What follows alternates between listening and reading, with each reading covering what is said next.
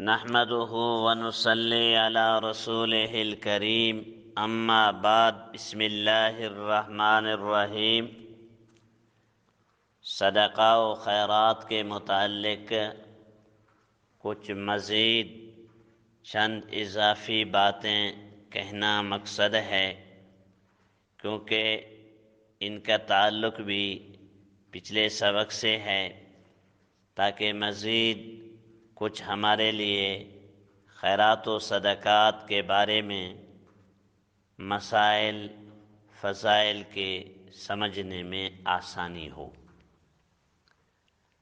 اللہ تعالیٰ کی راہ میں مال صدقہ ایک محبوب ترین نیکی ہے،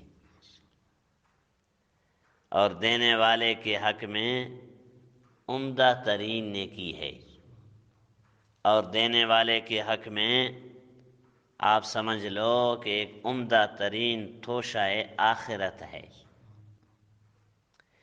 ارشاد رسول صلی اللہ علیہ وسلم کے مصداق انسان کا حقیقی مال و متاع وہی ہے جس نے اپنے ہاتھ سے خرچ کر کے ذخیرہ آخرت کا بنا چکا ہو، اپنے ہاتھوں میں خرچ کر کے ذخیرہ آخرت کا بنا چکا، ورنہ بقیہ مال و جائیداد تو وارثوں کا حصہ ہے۔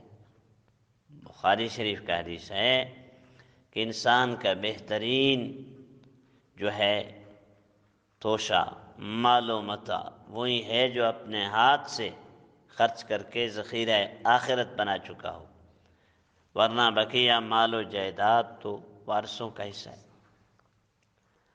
اور ایک روایت میں ہے مسند احمد اور ترمذی میں کہ صدقہ خیرات گناہوں کی آگ کو ایسے بجھا دیتا ہے جیسے پانی آگ کو۔ سبحان اللہ۔ کسی آدمی کا اپنی زندگی یعنی صحت میں 1 درہم خرچ کرنا موت کے وقت 100 درہم خرچ کرنے سے بھی زیادہ فضیلت رکھتا ہے۔ ابو داؤد شریف۔ بہت سے مالدار مسلمان اس نیکی سے محروم ہیں، وہ سمجھتے ہیں ہم زکوٰۃ عشر ادا کر دیتے ہیں، مزید صدقہ کرنے کا نہ شریعت نے پابند بنایا ہے نہ اس کی کوئی ضرورت و اہمیت ہے، حالانکہ زکوٰۃ یا صدقہ واجبہ کے علاوہ خاص نفلی صدقہ کی ترغیب و تحریض قرآن و حدیث کی تصریحات میں موجود ہے۔ دیکھو، بہت سے مالدار ہیں، سرمایہ دار ہیں، دنیا دار ہیں، وہ صرف زکوٰۃ اور صدقہ فطر کے انتظار میں اور کچھ بھی نہیں نکالتے، حالانکہ ان کے لیے زکوٰۃ کے علاوہ صدقہ فطر کے علاوہ قرآن کریم میں حدیث پاک میں ترغیب ہے، تحریض ہے۔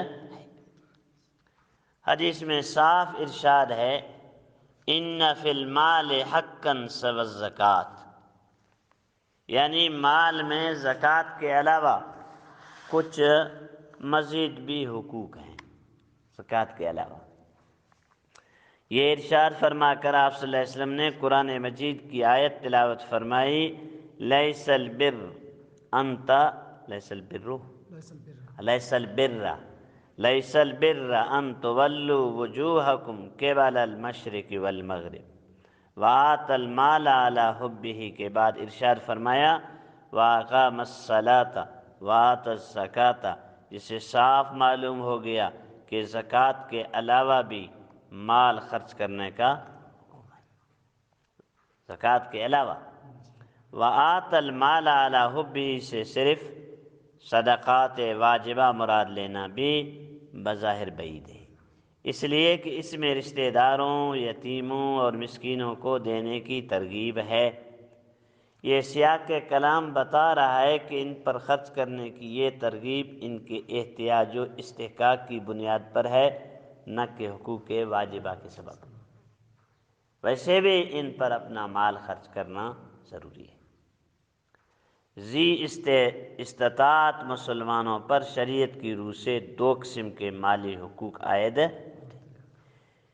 ایک وہ جو اپنی ذات میں واجب ہیں اور وقتی طور پر پیش آنے والے عوارض و خصوصیات کا ان میں کوئی دخل نہیں، جیسے زکوٰۃ، عشر، صدقہ فطر، نذر و کفارات، کہ کوئی مستحق پیش نظر ہو یا نہ ہو، ان صدقات واجبہ کا نکالنا بہر صورت واجب ہے،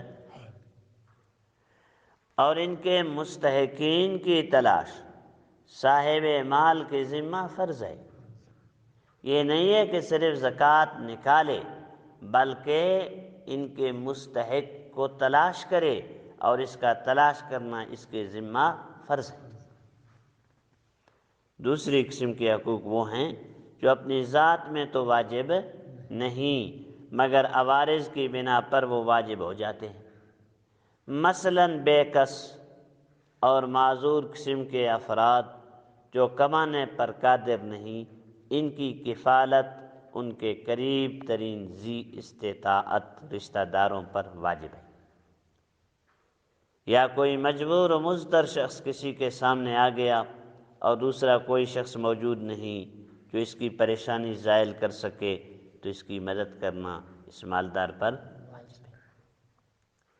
اسی طرح کہیں بے سہارا مسافر آ گیا تو اسے تعاون اور ہمدردی مقامی لوگوں پر واجب ہے۔ اب ایک مسافر ہے، اب یہ کہے کہ جی میں تو ویسے خرچ کرتا ہوں مرکز میں، ادھر ایک مہمان آیا ہے اس کا پوچھتا تک بھی نہیں ہے، یہ نہیں، کسی نے بھی نہ پوچھا تو سب گنہگار ٹھہریں گے، تو سب گنہگار ٹھہریں گے۔